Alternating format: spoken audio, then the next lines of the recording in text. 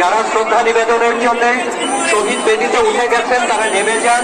বেদির দ্বিতীয় ধাপে ফুল বা পুষ্পস্তবক রেখে যাবেন।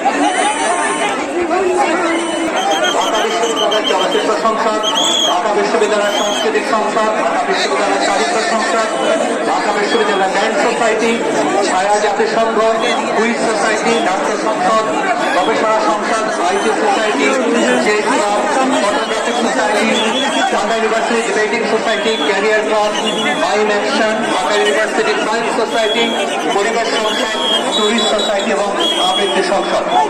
অফিসার্স ক্লাব ঢাকা নির্বাহী কমিটির পক্ষ থেকে পুষ্পস্তবক অর্পণ করছেন কোষাধ্যক্ষ এম এ খালেকের নির্বাহী কমিটির সদস্যবৃন্দ।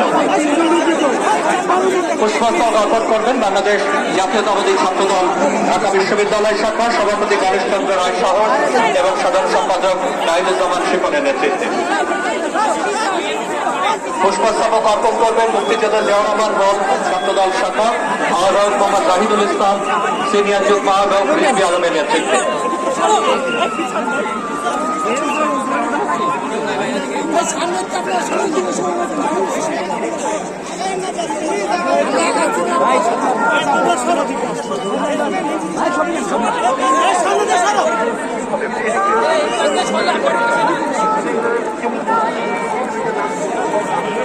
টিএসসি ভিত্তিক সামাজিক সাংস্কৃতিক সংগঠন সদ্য সংসদ, ব্যান্ড সোসাইটি, ছায়া জাতিসংঘ সংগঠন, কুইজ সোসাইটি, নাট্য সংসদ, গবেষণা সংসদ, IT society, chess club, photography society, debating society, career club, mime action, science society, পরিবেশ সংসদ, টুরিস্ট সোসাইটি এবং আবৃত্তি সংসদ পক্ষে প্রেসিডেন্ট এবং চেয়ারম্যান রাজু পুষ্পস্তবক অর্পণ করবেন।